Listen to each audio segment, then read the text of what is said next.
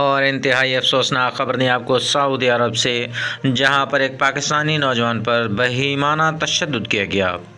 3 से 4 अफ्रीकियों ने मिलकर निहत्थे नौजवान पर मुक्के और चमाटों की बारिश कर दी। चेहरे पर पाँव भी रगड़े और बड़ी बेरहमी से वाइपर के साथ नौजवान को पीटते रहे।